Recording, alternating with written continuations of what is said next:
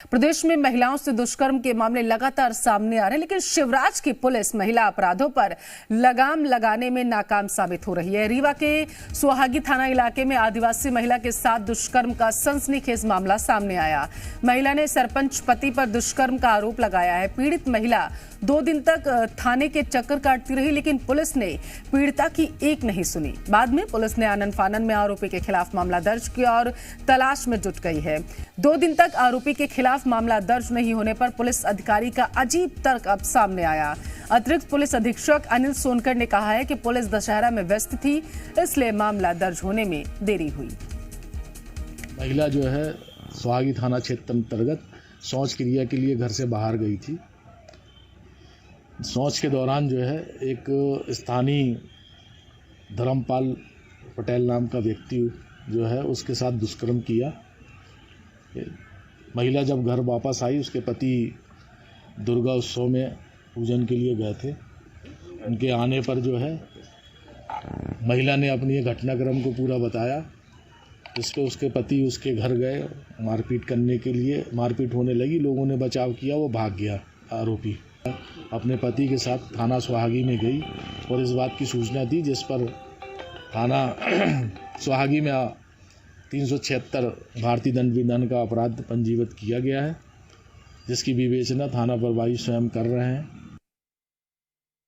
दिनांक 23 की रात की घटना है और वो 24 को सुबह आए हैं, तो उसकी सूचना पर रिपोर्ट पंजीबद्ध की गई है। 24 को दशहरा भी था, पुलिस बहुत व्यस्त थी और महिला की रिपोर्ट महिला थाना अधिकारी द्वारा की जाती है। उसमें थोड़ा विलम्ब जरूर हुआ है, क्योंकि महिला जो उप निरीक्षक पद का कोई वहां पदस्थ नहीं है।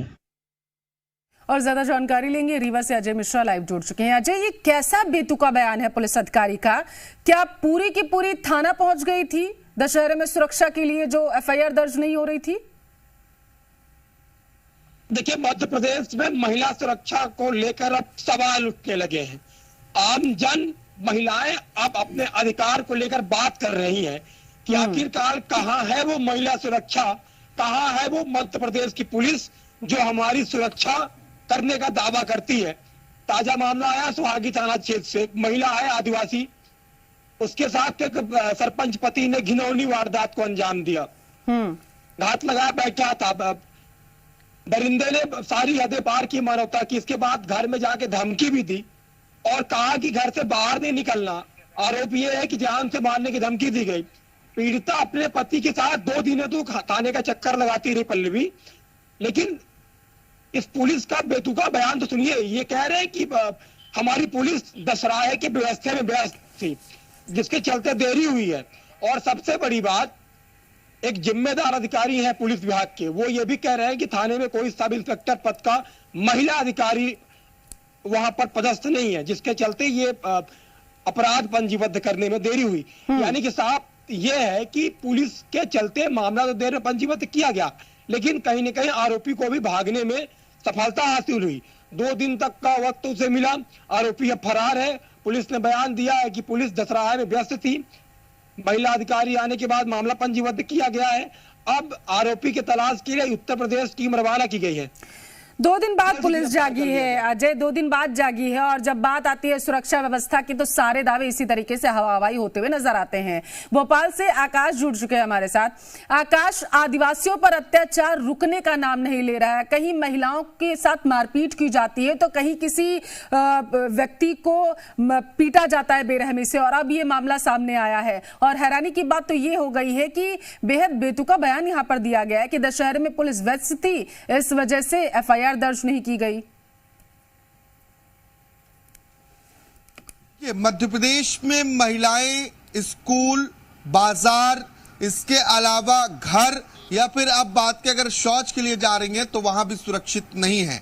महिला अत्याचार इस कदर बढ़ रहे हैं कि अब सड़कों पर सरेआम अगर महिलाएं घूम रही हैं तो उन्हें डर लगने लगा है, क्योंकि रीवा की यह घटना बताता है कि पुलिस त्योहारों की जो व्यवस्थाएं हैं उनमें व्यस्त रहती है।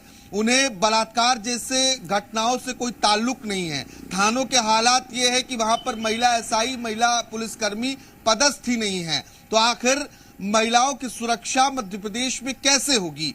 क्या अब ये महिलाओं को मान लेना चाहिए कि अपनी सुरक्षा अपने हाथ, यही मध्य प्रदेश में होने वाला है? क्योंकि ये कोई एक घटना नहीं है, बैक टू बैक ऐसी घटनाएं सामने आई हैं जो मध्य प्रदेश को कलंकित करती हैं। रीवा की घटना शर्मसार करने वाली है, क्योंकि एक महिला शौच के लिए घर से बाहर निकलती है और सरपंच पति जो घात लगाए बैठा है वो बलात्कार जैसे घिनौनी अपराध को अंजाम दे देता है। और पुलिस की जो संवेदनशीलता है, वो संवेदनशीलता का अंदाजा लगाइए एसपी साहब के बयान से, क्योंकि पुलिस कह रही है कि पुलिस दशहरे में व्यस्त थी और दशहरे में व्यस्त होने की वजह से ऐसे मामलों पर पुलिस की नजर नहीं जा पाती है। मध्य प्रदेश में सरकार बड़े बड़े दावे करती है कि गांवों को ओडीएफ प्लस यानी कि खुले में शौच से मुक्त बना दिया गया है, उसकी भी पोल खुल गई है। ग्रामीण क्षेत्रों में भी अभी स्वच्छ भारत अभियान के तहत शौचालय नहीं पहुंच पाए हैं और यही कारण है कि महिलाएं खेतों में या फिर अन्य जगहों पर जाने के लिए मजबूर हैं।